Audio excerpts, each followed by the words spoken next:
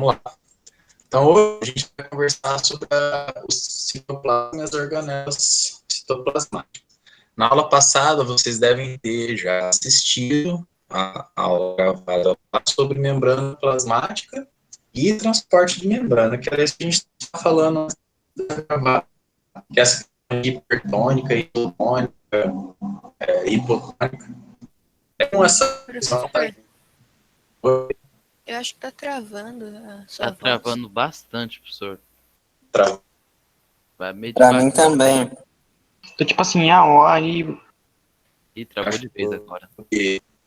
Que é mandar os guri pararem de jogar. Como é que chama que eles estão jogando? Aquele Roblox lá. Eles estão no celular jogando Roblox. Continua travando. Sim. Tá travando. Vamos Talvez ver se eu fechar algo. Se o senhor fechar a câmera, ele diminui a banda. Pode ser. Vou fechar algumas coisas aqui, ver se Beleza. dá uma.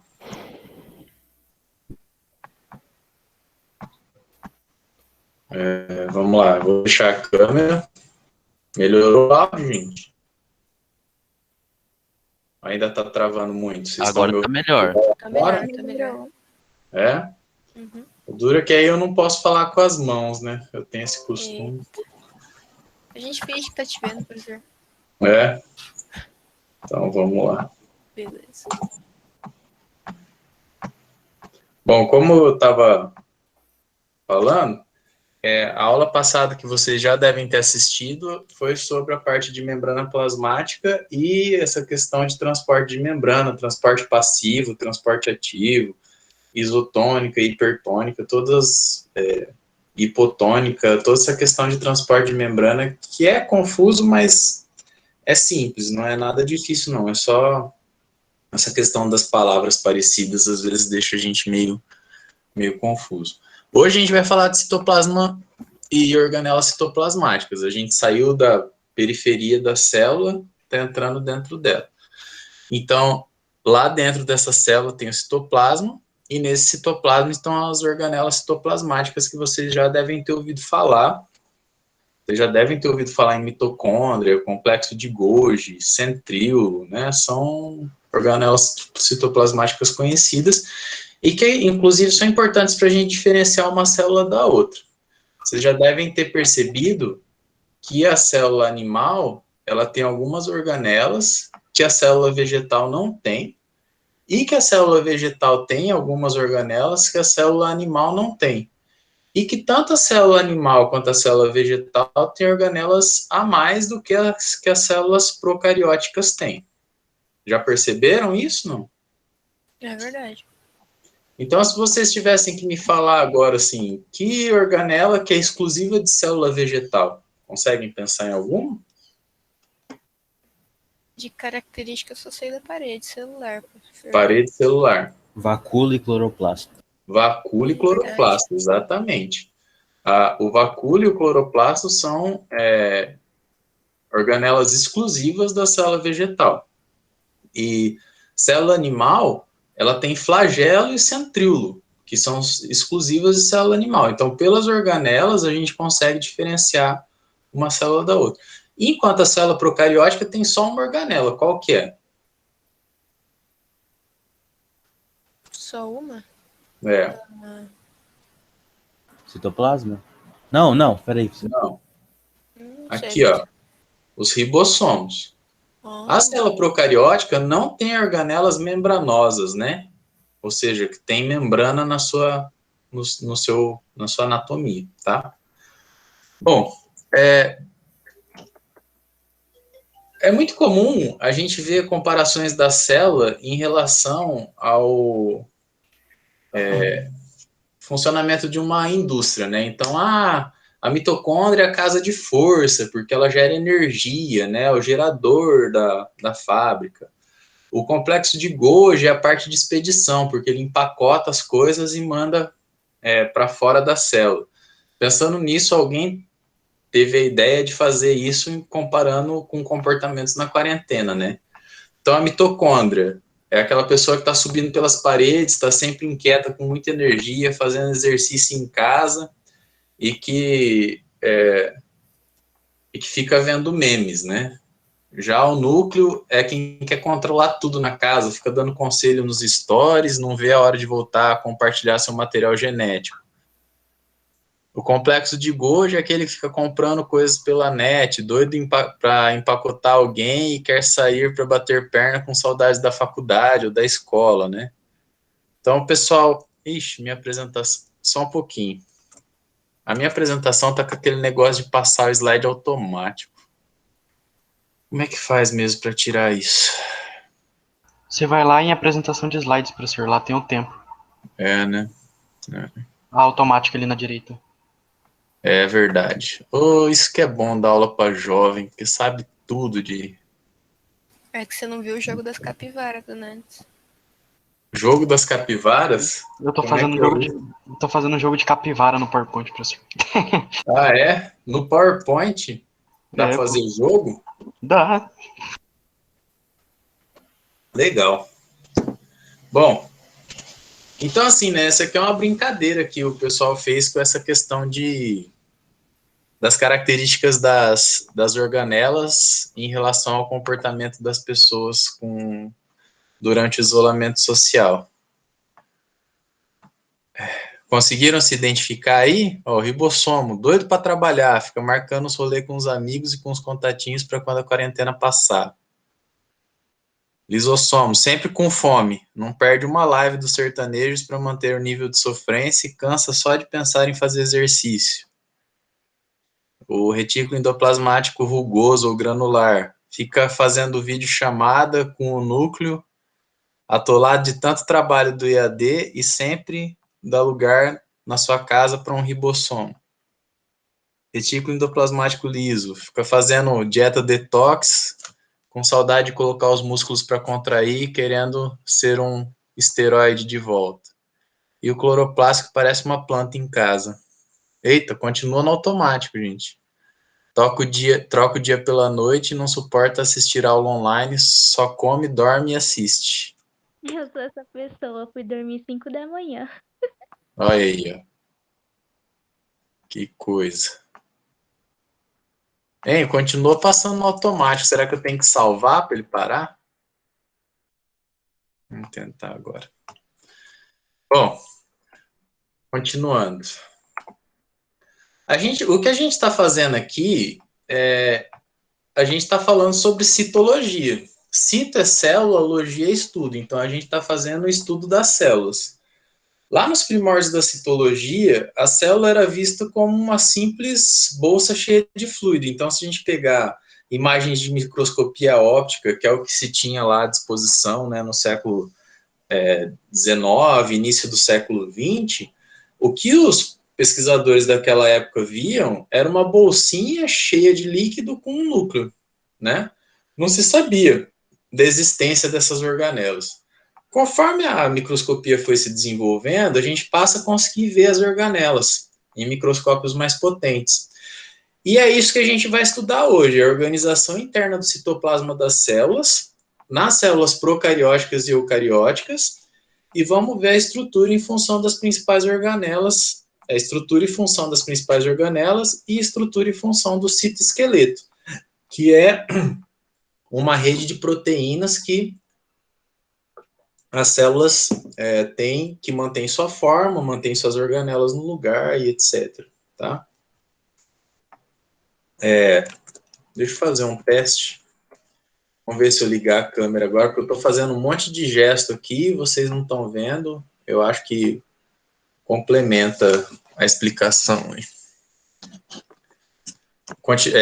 Continua ouvindo bem? Começou a travar depois que eu liguei a câmera? Como é que ficou? Dá pra escutar, professor. É? Só tá meio escura a câmera, mas dá pra ver. Então, tá nublado hoje, né? Minha luz aqui não é muito forte. Não, mas tá tranquilo. Tá. Bom, vamos lá. O citoplasma. Como que é a organização geral do citoplasma? Milhares de tipos de células e cada tipo tem uma organização particular. São mais de 300 tipos de células no corpo humano. Por exemplo, tem a célula nervosa, que é o neurônio, que tem um corpo celular e um dendrito enorme que não tem organelas ali dentro, né? Mas no corpo celular tem algumas organelas, principalmente muita mitocôndria, porque o neurônio precisa de muita energia, né? Se a gente pegar uma célula do intestino, né, um enterócito, ele vai ter muita coisa relacionada com absorção de nutrientes e secreção de produtos, né? Então, cada tipo de célula, ela vai ter a sua composição, os seus tipos de organela, o seu tipo de citoesqueleto, e isso é uma particularidade das especializações que essa célula adquiriu. Uma coisa que eu sempre gosto de perguntar para os meus alunos a gente imagina um protozoário, que é um ser unicelular, e um ser humano. Se eu pegar uma célula de um ser humano e a célula de um protozoário, qual que vocês acham que é a célula mais complexa e mais completa? Eu Do ser caria humano. Do ser humano? É Ou do que protozoário? a do protozoário tem até um vácuo portátil, né? Pulsátil, né? Pulsátil portátil.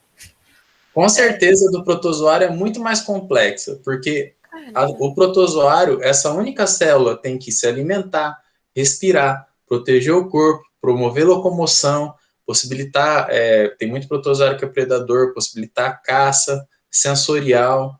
Enquanto nós, seres humanos, cada célula desenvolveu uma especialização. Então, aquela célula se simplificou para fazer aquela função à excelência, né? Enquanto a célula do protozoário ela é muito mais complexa e ela tem que fazer todas as funções para manter ele vivo, né? Então, a célula do protozoário é muito mais complexa do que a célula de um ser humano. Tem muito mais organelas, muito mais estruturas. Beleza? Bom, mas apesar dessas especializações, todas as células compartilham pelo menos 3 características.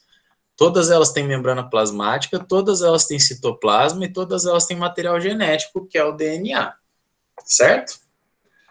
Vamos lá, quais são os 2 tipos principais de células? Oi? O material genético ele já envolve a síntese de proteínas?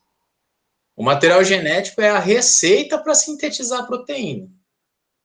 Ele está lá no núcleo, ele tem a receita de como faz proteína, então acontece todo o processo de transcrição, tradução, que resulta nas proteínas. A gente vai falar dele mais para frente. Beleza? Beleza. Bom, uma célula procariótica. A célula procariótica, ela tem a parede celular, uma membrana plasmática, e ela tem o DNA nessa região central, que é chamada de nucleóide, e vai ter de organela o ribossomo, certo? Enquanto uma célula eucariótica, ela tem uma membrana plasmática e ela tem um monte de organelas, e o núcleo está lá, na região central da célula, protegido por uma carioteca isolado do resto das células, tá? Continua passando automático. Uma chato isso. Procarióticas, células procarióticas. São as bactérias e as arqueias. Elas vêm em formatos variados. Elas podem ser esféricas, quando são esféricas a gente chama de cocos. Elas podem vir em bastonetes, que são os bacilos. Cadê? Aqui um bacilo, tá? Elas podem ser espiraladas, que são os espirilos, né? E elas podem formar grupos de células. Então, 2 cocos, né, juntos formam os diplococos. Streptococcus é uma fila de cocos, estafilococcus é tipo um cachinho de uva, né? Cada arranjo recebe um nome específico. Dentro tem um citosol, que é o líquido viscoso semitransparente, que é composto por 80% de água, mais proteínas, glicídios, lipídios, aminoácidos, bases nitrogenadas, vitaminas, íons e um monte de outra coisa que tem lá dentro, tá? Ela tem DNA e ribossomos, e os ribossomos são responsáveis pela síntese de proteínas. Quer dizer, quem lê o DNA e transforma esse DNA em proteína é o ribossomo. Como que são esses ribossomos bacterianos? Eles são menores... Cara, são DNA, é DNA e o que mesmo? Ribossomos, tá? Isso. Os slides estão lá no Moodle, viu, Thales? Já baixei aqui. Tá em PDF, se você quiser acompanhar, fazer anotação, né? Tinha muito aluno que... na aula presencial, né? Eu disponibilizava os slides, o cara imprimia o slide, levava assim, aí fazia anotação no slide. Não Pra sei sala. Ah, é legal, pô. se isso pode ajudar você, né? Bom, ribossomos bacterianos, eles são menores que os das células eucarióticas, tem proteínas, as proteínas que constituem eles são diferentes do que os da célula procariótica, o que é bom para a gente, porque possibilita a gente fazer antibióticos que impeçam a síntese de proteínas nas células procarióticas, mas não nas células eucarióticas. Quais são os tipos de antibióticos que têm essa propriedade? A streptomicina, a neomicina e a tetraciclina. Então, esses 3 tipos de antibiótico, eles atacam a proteína que forma o ribossomo bacteriano, impedem que a bactéria do DNA faça suas proteínas, e isso faz com que a bactéria morra, enquanto as nossas células não são afetadas por eles. Ok? Bom, eu vou passando. Se ninguém falar nada, eu continuo, tá? De novo, professor, que eu tô anotando. Ah, volta? Tá. Pronto? Professor, como vai a vida? Já anotou quem estava anotando? Tem um slide, pessoal. Só baixar o slide lá. Não, eu sei, mas nada contra quem queira anotar também. Tem gente que às vezes só consegue fixar o conteúdo escrevendo, eu entendo, eu já fui assim Meu também. caso. Não, então, professor, eu só tô falando, tipo assim, se ela não terminou a célula, dá uma olhadinha no slide lá. Bom, como que é esse nucleóide da célula, da bactéria? Ele não tem uma membrana nuclear e o que tem lá é um cromossomo circular grandão, tá? Então, olhando assim esse nucleóide, a gente vê esse grande anel de DNA. Além desse cromossomo central circular grandão, as bactérias têm plasmídios. Os plasmídios são como se fossem pequenos, eles são, né, pequenos fragmentos de DNA que estão fora desse grande DNA da bactéria. Esse plasmídio é importante porque ele possibilita a troca de características genéticas entre as bactérias. Bom, as bactérias se reproduzem assexuadamente, eles só vão fazendo cópias uma das outras, isso faria com que todas as bactérias fossem clones uma das outras. Mas elas não são clones umas das outras porque esse plasmídio possibilita essa troca de DNA entre as bactérias, tá? E isso faz com que, por exemplo, uma característica adquirida por uma bactéria, uma resistência a um antibiótico, possa ser passada para outras bactérias, porque ela pode compartilhar essa característica através desses plasmídios, tá? Outro grupo de bactérias são as cianobactérias, que são bactérias fotossintetizantes. Essas cianobactérias, elas são exceções a essa regra de não ter membranas internas. Elas têm membranas internas e elas são importantes para a fotossíntese. Então, se a gente vai pegar uma cianobactéria e olhar ela no microscópio, a gente vai perceber uma coisa parecida com esse desenho esquemático aqui, que são membranas celulares dentro da cianobactéria, aonde estão ribossomos e aonde acontece a fotossíntese dessa cianobactéria. Essas cianobactérias são aquelas que são responsáveis por essa coloração verde, né, de água, onde tem muita matéria orgânica, né, e ela está ali presente, certo? Bom, partindo agora para as células eucarióticas.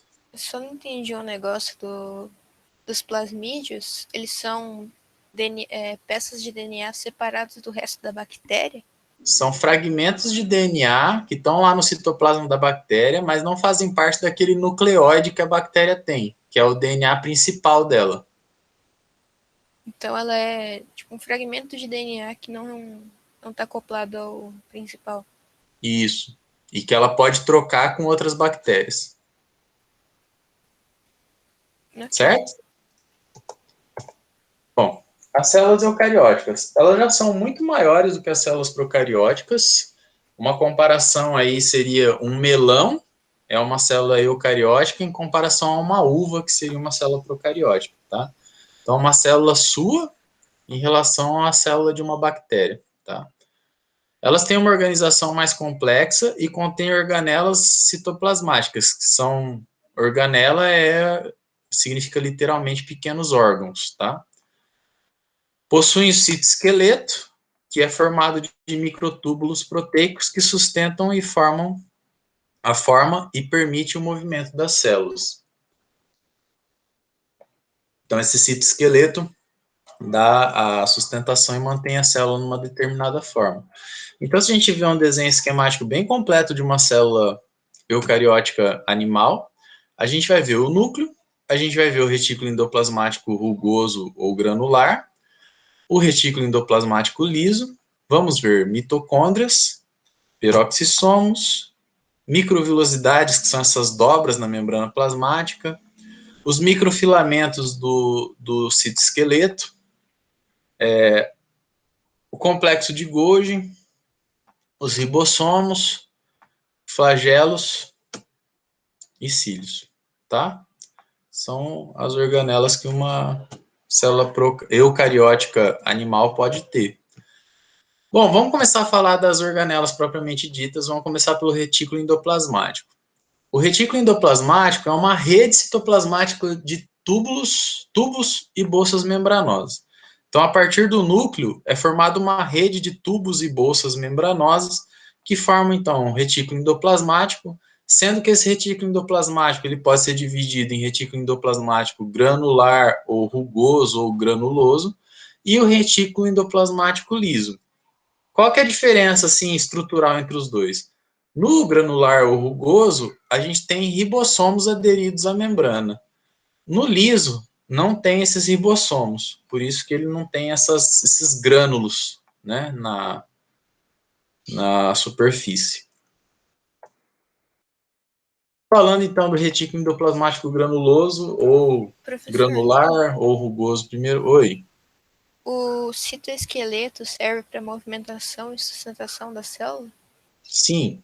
Beleza. Vamos falar qual que é a função desse retículo endoplasmático granuloso. É a síntese de proteína para exportação. Então, ele produz proteína que vai agir fora da célula, certo?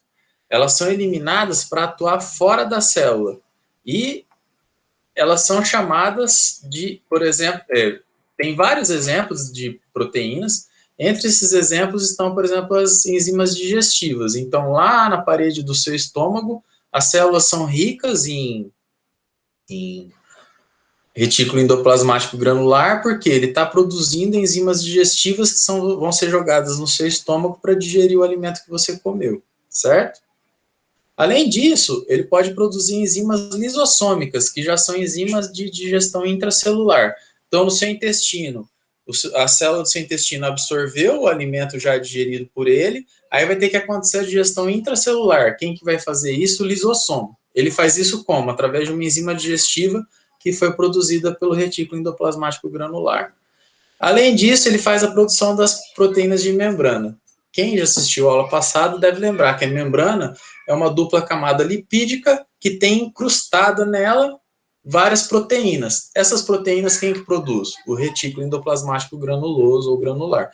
Sempre proteína é produzida pelo retículo endoplasmático. Beleza? São aquelas encravadas, né, na célula. Na membrana plasmática, sim. Lembrando.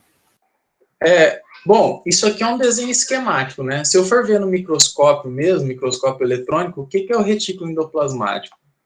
São essas dobras que parecem fazer parte da carioteca. Então, isso aqui é o núcleo, tá?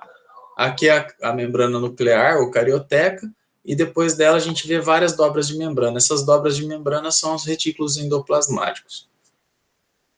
Certo? Partindo agora para o retículo endoplasmático não granuloso ou liso. Ele faz síntese de ácidos graxos e fosfolipídios e esteroides. Tudo isso ocorre no interior das bolsas e dos túbulos, né? Então, lá dentro do retículo endoplasmático liso ou não granuloso, acontece a síntese desses produtos. As células do fígado são ricas em retículo endoplasmático liso. Por quê? elas são responsáveis pela desintoxicação. Então, quando você toma um remédio, que é um componente tóxico, né? Quem que vai agir resolvendo, quebrando esse componente tóxico? É seu fígado. E para fazer isso, ele precisa de bastante retículo liso. Além disso, as células das gônadas são ricas em retículos lisos, porque fazem a síntese dos hormônios sexuais. Todo mundo sabe o que são as gônadas? Gônadas? Não. Não? Testículo e ovário, tá?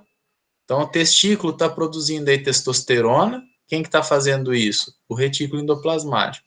Os ovários estão produzindo estrógeno e progesterona também nas células dele, lá no retículo endoplasmático liso, tá? E nas células musculares, eles são importantes porque eles armazenam o íon cálcio, que promove a contração muscular quando esse íon é liberado. Então, quando o seu músculo está relaxado, o retículo endoplasmático liso está cheio de íons cálcio. Quando ele é contraído, essa contração acontece porque esses retículos liberam esses íons cálcio e isso faz com que o músculo contraia. No microscópio, como que eu diferencio eles? Aqui é o retículo endoplasmático granular, a gente vê os ribossomos aderidos no retículo, além disso ele tem essa cara de camadas, enquanto o retículo endoplasmático liso não tem esses ribossomos, e ele tem essa cara de bolsas, né, e não de camadas. Aqui parece um bolo de rolo, né? Aqui já parece um pão cortado com várias alvéolos, né, várias bolsinhas de ar.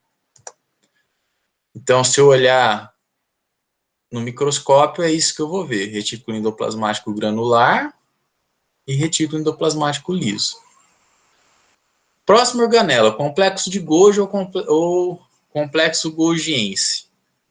Ele é responsável por armazenar substâncias. Então, as proteínas que são produzidas no retículo endoplasmático granular vão para o complexo de Golgi para serem armazenadas. Ele é composto de 6 a 20 bolsas membranosas achatadas sobrepostas, e cada bolsa é chamada de cisterna. Então, é como se eu empilhasse um monte de saquinhos, e esses saquinhos são usados no armazenamento dos produtos do retículo endoplasmático. Em células vegetais, as cisternas ficam espalhadas e são chamadas de dictiossomos ou golgiossomos. Já nas células animais, as cisternas ficam concentradas e geralmente ao redor do núcleo.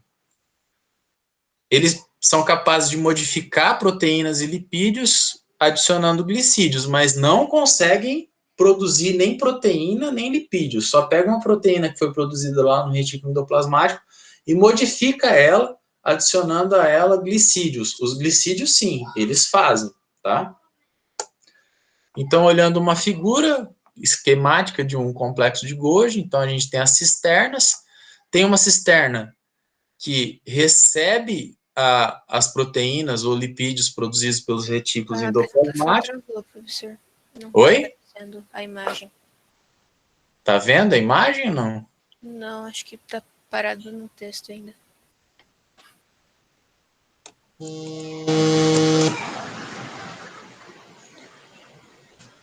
Bom, aqui para mim tá como se eu estivesse apresentando normal. Vocês não estão conseguindo ver?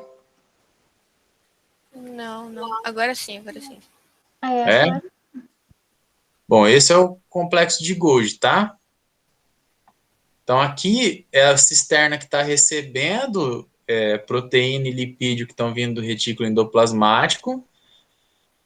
Esses produtos vão passando de uma cisterna para outra e vão sendo modificados até chegar na cisterna secretora, que vai secretar essas proteína ou lipídios, que vai até a membrana e vai sair para fora da célula. Então, como que é olhando isso no microscópio? Tem esse aspecto. Então, como que funciona? A proteína chega numa cisterna, vai passando de uma cisterna para outra, ela é empacotada, modificada e mandada para fora da célula. Por isso, o pessoal costuma chamar o complexo de Golgi de o correio da célula.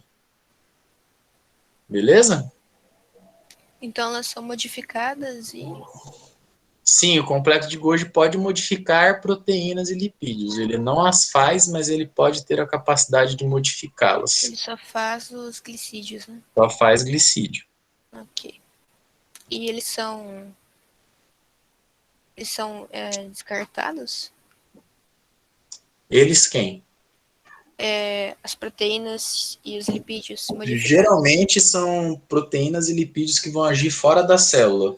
O complexo de Golgi manda elas para a membrana através de um vacúolo. Esse vacúolo se funde com a membrana e esse produto é jogado fora da célula.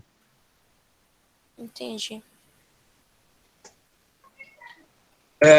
Bom, então ele faz secreção celular. Então as proteínas passam pelo complexo golgiense, são empacotadas em grãos de zimogênio do retículo e são enviadas ao Golgi por vesículas. Essas vesículas liberam seu conteúdo dentro da primeira cisterna do complexo de Golgi. O conteúdo vai sendo transferido de uma cisterna para outra e vai sendo empacotado até ser enviado ao seu destino final, que pode ser dentro ou fora da célula. A cisterna que recebe a vesícula do retículo é a face cis. E a cisterna que manda os produtos é a face trans. Tá? Na célula vegetal, o complexo de Golgi é responsável pela secreção de componentes da parede celular e de enzimas digestivas nos seus vacúolos. Então, olha lá, a vesícula é produzida pelo retículo endoplasmático, vai para a face cis do complexo de Golgi, aonde ela vai ser modificada. Olha lá, o complexo de Golgi, a vesícula chegando, é modificada e sai para ser secretada, podendo ir para um lugar dentro da célula ou um lugar fora da célula.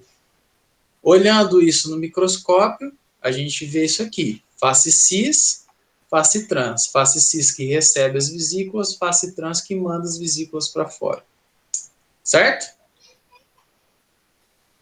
A gente tem que decorar essa nomenclatura de cis e trans? Não. Não precisa, não. Ah, gente, que chato esse negócio de ficar passando automático. Ah, será que eu não consigo fazer isso parar, cara? Pausar, será? Então, vamos ver se pausado ele... Então aqui, só para fixar, né? Mesmo esquema. Chega lá do retículo endoplasmático as vesículas, se fundem a face cis, vai passando de uma cisterna para outra até sair na face trans. Bom, outra coisa importante que o complexo de Golgi faz é originar o acrossomo. Todo mundo conhece espermatozoide, né? Sim. Sim? Qual que é a função do espermatozoide? Ele é o gameta masculino? É o gameta masculino, que faz o quê? Ele fecunda. Pega o DNA do homem, ou do macho, né? Ele fecunda o óvulo. Transporta até o óvulo da fêmea, fazendo com que o resultado, que é o zigoto, seja... Ah, não parou. Seja metade macho, metade pai, metade mãe. Ok? Para conseguir entrar no óvulo, o espermatozoide tem que ter um acrossomo, que é uma bolsa que fica nessa região da cabeça do espermatozoide, cheia de enzima digestiva, e que possibilita que o espermatozoide consiga perfurar o óvulo e fazer a fecundação. Ok? Ok. Quem produz Olha lá. isso é o complexo de Golgi. Quem produz isso é o complexo de Golgi. Então tá lá o espermatozoide com seu acrossomo, o núcleo, o flagelo e as mitocôndrias. Ele chega nadando no óvulo, libera o conteúdo desse acrossomo, digere toda essa parte da zona pelúcida e consegue chegar até a membrana plasmática da célula, onde ele funde a membrana dele com a membrana do óvulo, mandando para dentro do óvulo o seu DNA. Certo? Certo. Olha lá, o acrossomo, então, é como se fosse esse capuz na cabeça do espermatozoide, que é onde estão essas enzimas digestivas que possibilitam a fecundação. Bom, vamos falar dos lisossomos agora. Os lisossomos são bolsas membranosas com enzimas digestivas, que são as nucleases, que são aquelas que são responsáveis por digerir o núcleo, ou DNA, né? Proteases, que são aquelas que dirigem proteína, fosfatase, que digere os fosfatos, e assim por diante. Pode ter um monte de enzima digestiva aí que sempre vai estar armazenado em um lisossomo. O lisossomo tem o pH mais ácido do que o citosol, e os lisossomos primários, que são lisossomos com enzimas digestivas que não se fundiam a uma enzima, a um material a ser digerido. Já os lisossomos secundários são aqueles lisossomos que já se fundiram a uma vesícula com material a ser digerido, tá? O lisossomo pode ser heterofágico, que é aquele que vai digerir coisas que vêm de fora da célula. Então, uma célula que faz fagocitose chega lá e engloba, imagina uma ameba, vai e engloba uma bactéria para se alimentar. O lisossomo que vai digerir aquela ameba é um lisossomo heterofágico, porque ele está digerindo coisa que vem de fora da célula. Agora, imagina que uma mitocôndria da célula morra e ela precisa ser digerida. O lisossomo que vai digerir essa mitocôndria morta é autofágico, porque vai digerir alguma coisa que já fazia parte da célula. Beleza? Como é esse lisossomo na microscopia eletrônica? Tem essa cara, uma bolsinha com alguma coisa dentro. O pessoal costuma representar ele como verde, né? Por ser ácido, acho que faz uma correlação com o limão. Olha lá, o lisossomo chega e engloba uma bactéria, ou uma mitocôndria, e digere aquilo que foi englobado. A célula comeu alguma coisa, o lisossomo vai, se funde a esse vacúolo digestivo que se formou e digere aquela coisa que a célula comeu. Oi? E vira uma secundária? Lisossomo primário, fundiu com o vacúolo digestivo, vira lisossomo secundário. Beleza. E Beleza. como Oi. funcionaria o da parte morta da célula? É uma mitocôndria aqui vagando, morta, tem uma sinalização, o lisossomo se funde a ela e digere ela. Beleza. Tá? Bom, função heterofágica dos lisossomos. É a fusão de pinossomos ou fagossomos, que são vacúolos formados por fagocitose, o fagossomo, ou pinocitose, que é o pinossomo, com um lisossomo, formando um vacúolo digestivo. O que for digerido e for útil para a célula desse vacúolo, vai passar pela membrana e vai para o citoplasma, o citosol da célula. O que sobra da digestão vira um vacúolo residual, que são os dejetos, são jogados fora, que é jogado fora. O vacúolo residual se funde com a membrana e lança seu conteúdo para o exterior por plasmocitose ou dejeção. Então, olha lá, o lisossomo, a célula fagocitou alguma coisa, juntou lisossomo com fagossomo, forma um lisossomo secundário. O que foi digerido e é importante para a célula vai vir para o citosol. O que não for vai ficar num vacúolo com dejetos que vai se fundir a membrana e o que tem lá dentro vai ser jogado fora. Vamos ver o videozinho de novo, olha lá. Lisossomo primário, fagossomo, lisossomo secundário, o que não presta, plasmocitose ou exocitose para fora. Ok? Uhum.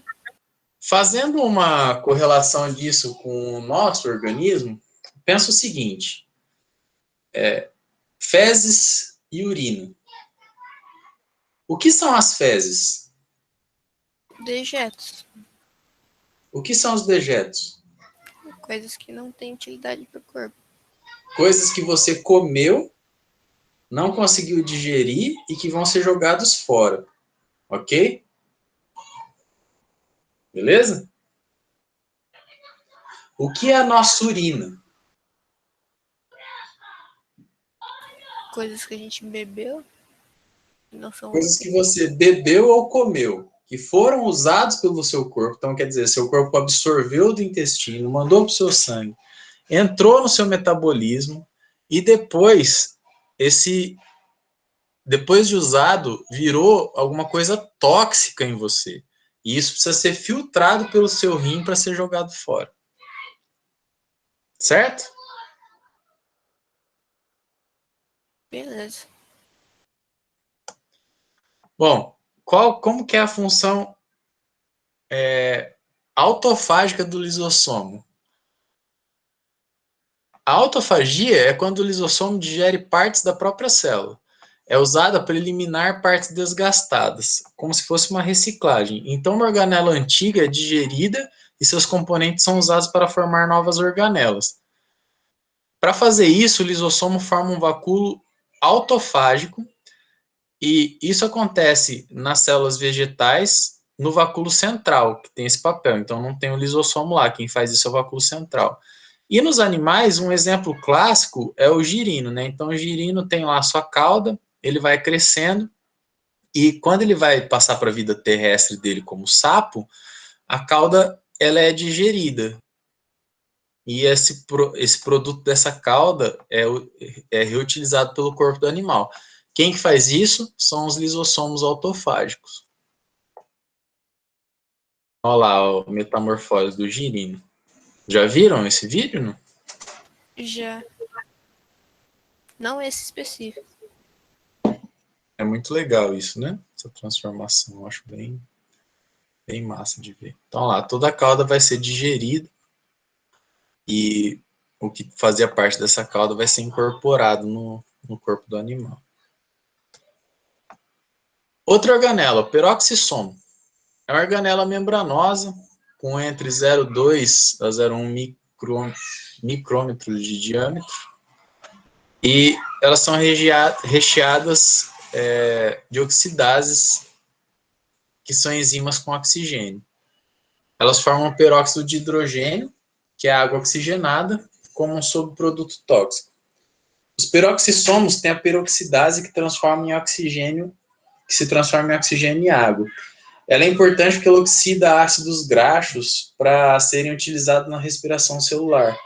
E elas são abundantes nas células do fígado e dos rins, porque elas são importantes na oxidação de substâncias. Por exemplo, quando você ingere alguma substância tóxica, e essa substância tóxica precisa ser quebrada, quem que vai fazer isso? Como que vai ser feito isso? Isso vai ser feito através da oxidação, que só é possível porque os peroxissomos têm essa oxidase essa peroxidase dentro deles, certo? Então, o peroxissomo geralmente é representado assim como uma esfera de cor azulada e tem essa importância na oxidação de substâncias químicas que podem ser tóxicas, tá? O vacúolo da célula vegetal. Ele é um grande vacúolo central que chega a ocupar 80% do volume celular e surgem nas células jovens a partir da fusão de vacúolos dos lisossomos e golgiossomos. Contém uma solução aquosa ácida com íons orgânicos, açúcares, aminoácidos, ácidos orgânicos, proteínas, no caso das sementes, e cristais ou drusas ou agulhas. Então ele pode conter várias coisas, tá? Ele ocupa, então, como foi falado lá, uma grande parte da célula. Então, a célula vegetal é toda essa parte delimitada pela parede em volta aqui, tá? O vacúolo central tá aqui, tá? Esse vacúolo central, na célula jovem, ele é formado por vários vacúolozinhos menores, e esses vacúolos, conforme a célula vai se desenvolvendo, vão se fundindo até formar esse grande vacúolo central que a gente conhece olhando as células vegetais no microscópio, olha lá, o vacúolo. Então, o vacúolo, ele recebe a água e contém a água, ele recebe nutrientes e contém nutrientes, e ele faz a digestão desses nutrientes e faz o controle osmótico da célula também. É daqui que vai sair a água para fora quando essa célula for colocada em um meio hipertônico ou hipotônico, a água vai sair daqui para fora? Hipertônico? Hipertônico, né? A água vai sair do vacúolo para fora. Tá. Ele Hipertônico exerce quando uma tem função parecida com sobrando. os lisossomos. Oi? Tá falando alguma coisa? Hipertônico é quando tá sobrando, né? Quando tem mais soluto do que a outra solução. Tá. Hipotônica quando tem menos soluto. Aqui. Eles são reservatórios de substâncias de reserva, podem armazenar substâncias tóxicas. Você já deve ter ouvido falar, não come tal planta porque ela é tóxica, né? Aonde que está essa substância tóxica? Está nos vacúolos das células dela, tá? Podem conter antocianinas, que dão cores às partes das plantas. A flor, se você olhar, a cor que você vê na flor é uma substância química, uma antocianina, contida dentro de um vacúolo da célula da pétala daquela flor. Não sei se vocês já viram, tem um pessoal que tem orquídea azul, né, para vender. Não existe orquídea azul. O que o pessoal faz é regar a planta com a água com corante azul dissolvido. Então, essa água vai entrar na raiz da orquídea e vai parar lá na flor. E aí a flor vai ficar azul por causa desse corante que é colocado na água. Também é no vacúolo que está contida as substâncias que dão cores aos frutos, às folhas, às flores, tá? Tudo é consequência dessa concentração de substâncias dentro dos vacúolos da planta. E se a gente olhar no microscópio, uma célula de um repolho roxo, por exemplo, a gente vai ver isso, ó, o vacúolo cheio dessa substância roxa. E aqui, ó, é um vídeo mostrando para vocês o que acontece se eu colocar uma célula vegetal num líquido hipertônico. Olha lá, a água vai sair de dentro do vacúolo e vai para a parte externa, e esse vacúolo vai murchando. Peraí. Hipertônico é que tem mais substância. Mais soluto. Mais solutos, né? Então, a água tende a ir para onde tem mais soluto, né? Então, a água sai de dentro da célula e vai para o ambiente externo. Isotônico. Oi? Para tentar deixar isotônico? Isso, tentar deixar isotônico. Certo? Faz sentido. Uhum. Bom, citoesqueleto. O citoesqueleto está presente nas células eucarióticas e ela é uma rede complexa constituída de túbulos e fibras de proteínas. Define a forma e organiza a estrutura interna das células. Permite a adesão das células às células vizinhas e à superfície. Então, o citoesqueleto é responsável por dar a forma e possibilitar a adesão. As células da minha pele só são ligadas uma na outra e não se separam facilmente porque o citoesqueleto está agindo ali, tá? E possibilita o deslocamento de substâncias. Aqui a figura ficou na frente da...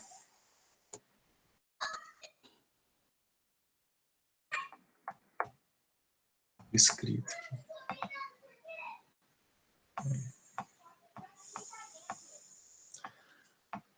E permite o movimento das células também. Então, a célula só consegue bater seu flagelo ou lançar pseudópodos para se locomover por causa do citoesqueleto. Oi?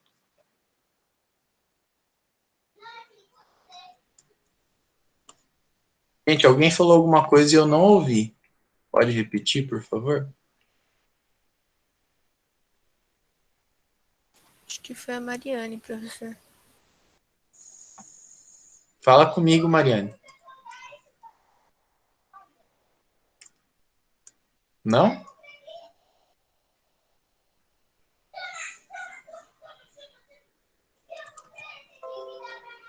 Mariane, não sei se você está tendo algum problema. Depois, se você quiser falar, é só chamar, tá?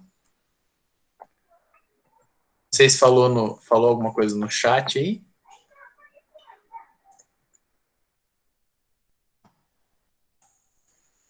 Não, né?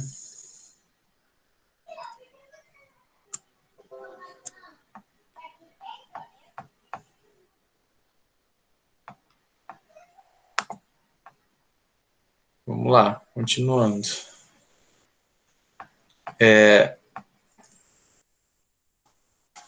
Então, esse citoesqueleto é formado por filamentos de actina ou microfilamentos, microtúbulos e filamentos intermediários.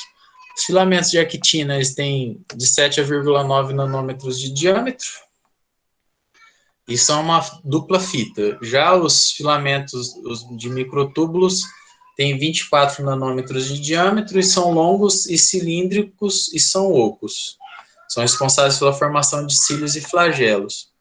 E os filamentos intermediários têm em torno de 10 nanômetros de diâmetro e formam uma rede que dá resistência mecânica à estrutura da célula. Então, se a gente olhar uma célula, um corte de uma célula, a gente vai ver isso, ó.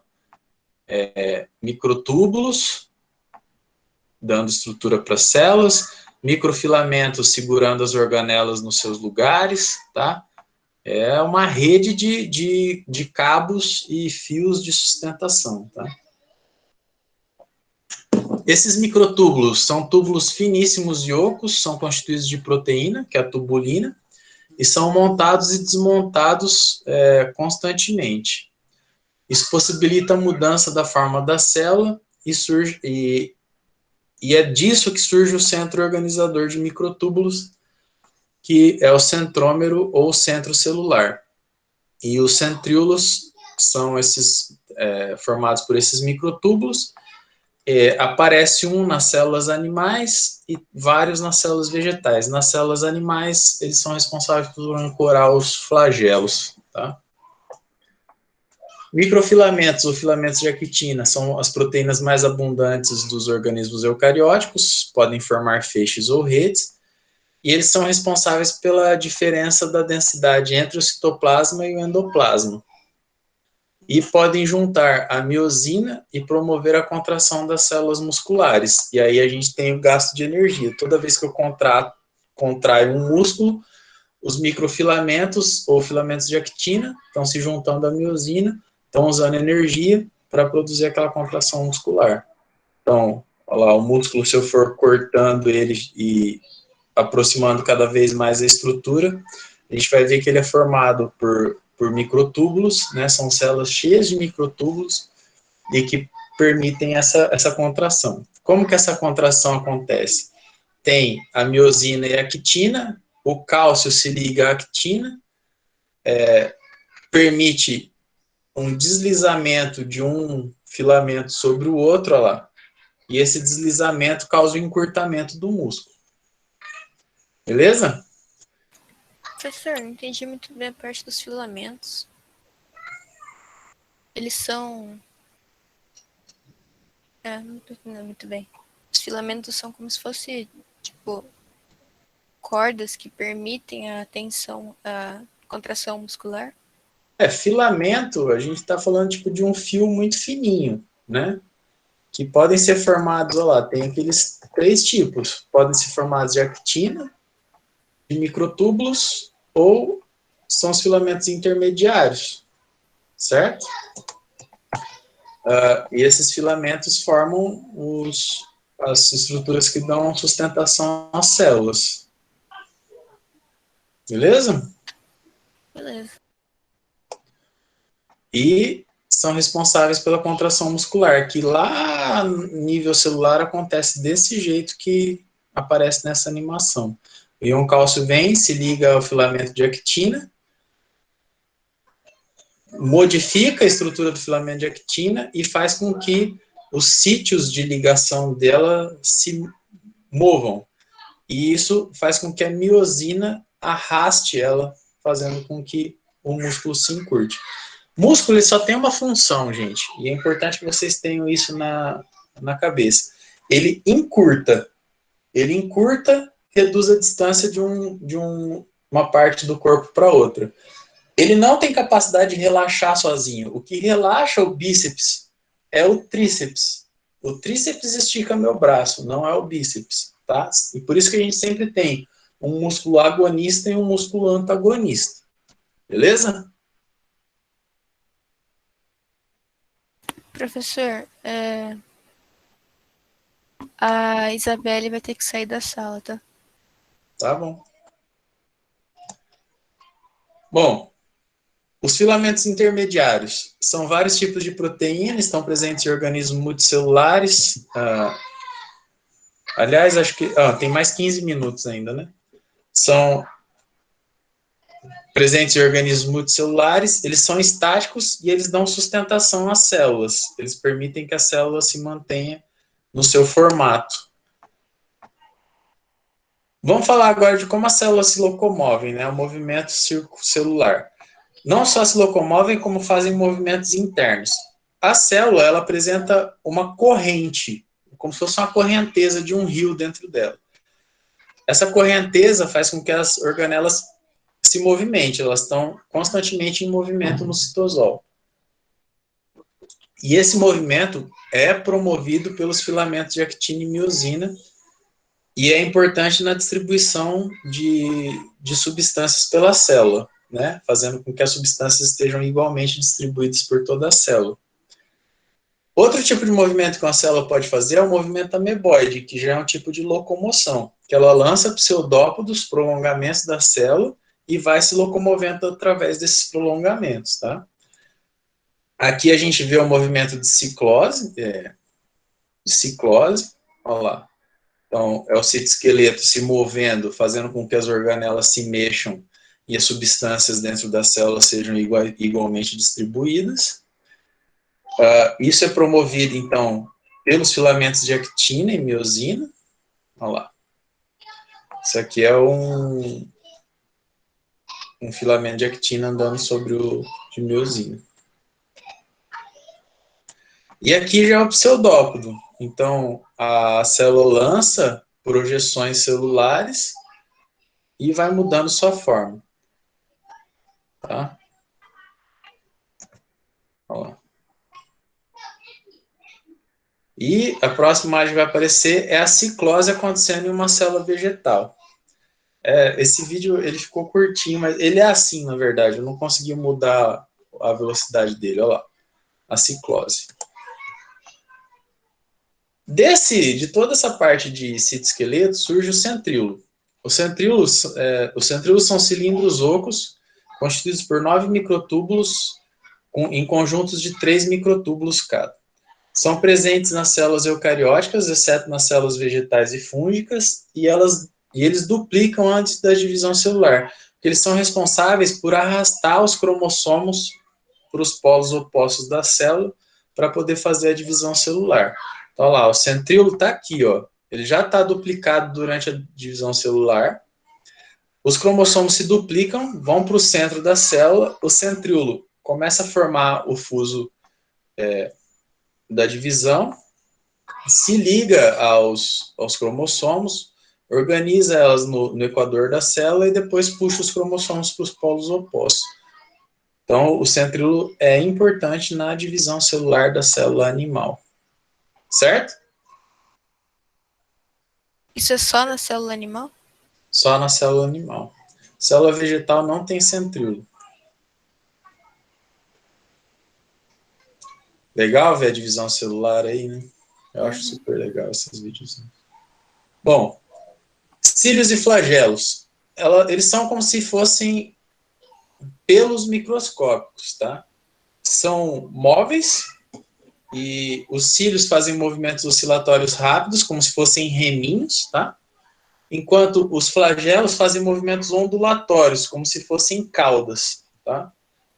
Ambos se originam do centríolo e possuem a função de locomoção nos protozoários e no gameta masculino. Então, aquele flagelozão que o espermatozoide tem, na base dele tem um centríolo ancorando esse flagelo à célula e permite esse movimento da célula. Eles podem servir para expulsar invasores, no caso dos cílios da nossa traqueia. Vocês já tiveram um problema de secreção nasal? Que fica saindo catarro o tempo inteiro, né? Por quê? O seu pulmão está produzindo a secreção, os cílios que estão nos seus alvéolos começam a bater, empurrar essa secreção para a traqueia, ela sobe e ela vem parar no nariz. Aí você assua o nariz, né? Limpa o nariz para tirar essa secreção fora. Quem promove essa subida da secreção do pulmão até o nariz são os cílios que a gente tem nas células que formam a parede, né? O epitélio da nossa traqueia e dos nossos alvéolos pulmonares. Então, o cílio tem esse batimento que parece um remo e o flagelo tem esse batimento ondulatório. Tá? Aqui, um paramécio, o paramécio batendo seus cílios e usando os cílios na locomoção, tá? E aqui um protozoário flagelado, com seus 4 flagelos, batendo para produzir a locomoção dele. As mitocôndrias. A quantidade de mitocôndrias por célula varia de acordo com o tipo de célula da qual a gente está falando. Elas possuem 2 membranas lipoproteicas, a externa é lisa, parecida com a membrana plasmática, e a interna é dobrada em cristas mitocondriais. E ela é preenchida por um líquido viscoso, que é a matriz mitocondrial. Elas possuem DNA e RNA próprios e possuem ribossomos parecidos com ribossomos bacterianos, que são responsáveis pela respiração aeróbica. Então, a mitocôndria, dentro da célula, 2 membranas, a membrana interna toda dobradinha, e a membrana externa lisa, parecida com a membrana plasmática. Aqui ela é vista em uma imagem de microscopia, tá? Aqui também, uma imagem de microscopia. As membranas internas, as dobras são chamadas de cristas. Então, a gente tem aqui a membrana externa, a membrana interna, as cristas da membrana interna e o DNA mitocondrial com ribossomos lá dentro da mitocôndria. As mitocôndrias, elas fazem autoduplicação, elas mesmas que se reproduzem. E ao dividir-se, as células distribuem esse slide está até com gravação, gente. Nossa. Eu revisei essa apresentação, mas eu achei que eu tinha excluído todas as gravações, mas acho que o problema é que nesse aqui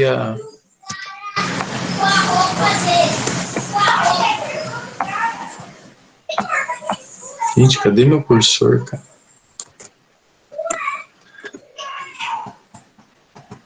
Aqui a gravação. Estava escondido. Pronto. Bom, então a mitocôndria ela se autoduplica e ao dividirem-se, né, as células distribuem a mesma quantidade de mitocôndrias para cada uma das células filha. Então, quer dizer, a mitocôndria ela tem membrana própria, DNA próprio, tem ribossomo e se divide sozinha. É muito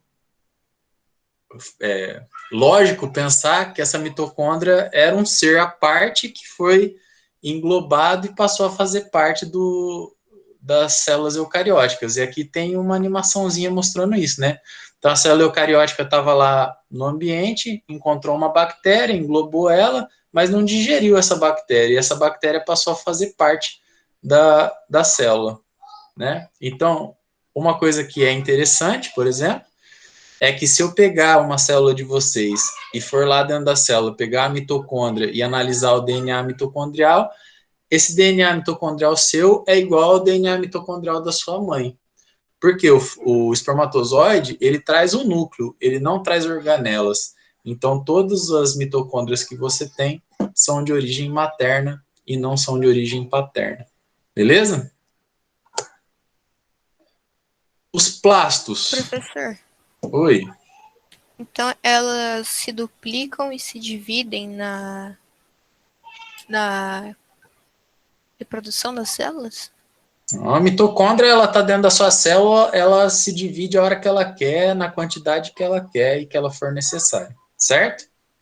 Ok. Quando uma célula sua vai se dividir produzindo 2 células filhas, as 2 células filhas, a quantidade de mitocôndria que elas recebem são resultado de um compartilhamento de mitocôndrias entre elas, entendeu? Então, se a célula mãe tinha lá 20 mitocôndrias, no final da divisão, cada célula filha vai receber aproximadamente 10. E aí, Então, essas se ela mitocôndrias das células quiser, filhas vão se dividir lá dentro.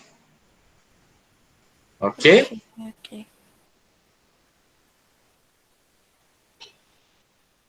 Os plastos, eles são presentes apenas em plantas e algas, e a quantidade varia de acordo com o tipo e localização na célula. Podem ser cloroplastos, cromoplastos ou leucoplastos, de acordo com o tipo de pigmento que eles contiverem, tá?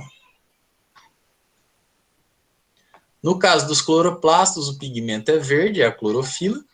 Ele tem forma ovalada, tem duas membranas lipoproteicas, tem um complexo membranoso interno, com pequenas bolsas achatadas e empilhadas, que são os tilacoides. Tem um líquido interno, que é o estromo, possuem DNA e RNA e ribossomos parecidos com os das bactérias. E a clorofila é responsável por captar a luz e fazer a fotossíntese.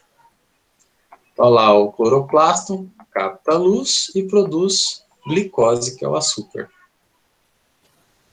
Beleza?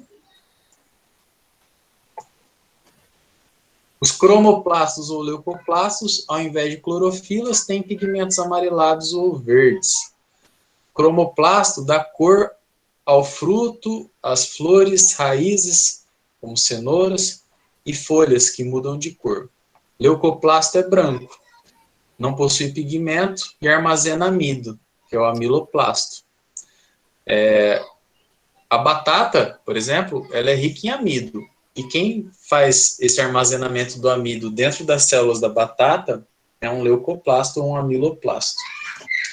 Beleza? Então, aqui são cromoplastos das pétalas de uma roseira, armazenando o pigmento rosado, né? Esses plastos também são capazes de se duplicarem. Os plastos se multiplicam por autoduplicação. Eles são muito parecidos com as mitocôndrias. Células embrionárias têm protoplastos que originarão os cloroplastos. Pessoal, aqui a gente entraria em um outro assunto que... Bom, mas são só 2 slides. Se vocês têm aula depois, né, dessa aula aqui, vou tentar terminar rapidinho. Sim. Como é o novo coronavírus e como ele se reproduz? Então, a gente tem aqui a proteína S, que permite o encaixe do vírus na célula. E a proteína N, que camufla o RNA diante do nosso sistema imunológico da célula. Tem a membrana glicoproteica, que é o que envolve material genético, e a proteína E, que ajuda a infectar outras células, e o RNA com o material genético do vírus. Esse vírus, ele se encaixa na célula humana e coloca o seu RNA para dentro da célula humana. E a célula humana entende esse RNA do vírus como se fosse um RNA que ela produziu. E ela vai produzir, então, réplicas e cópias desse vírus. É assim que ele funciona. Eu coloquei isso aqui por quê? Porque a próxima aula é sobre o funcionamento do núcleo e a produção de proteínas, e a gente vai ver essa parte de como o RNA e o DNA é produzido, que é a parte de transcrição e tradução. Beleza? Isso aí faz parte da síntese proteica, né? Síntese proteica. Beleza. Exatamente. Achei um pouco difícil, professor, sinceramente. Não, é uma aula com muito conteúdo, né? A gente viu todas as organelas, então é bastante coisa mesmo. Mas o bom é que ela vai estar gravada e se ficar alguma dúvida você consegue ver de novo, tá? A Vitória perguntou aqui, catarro, a secreção pulmonar, você está falando, Vitória? Sim, a gente chama de catarro, né? Popularmente.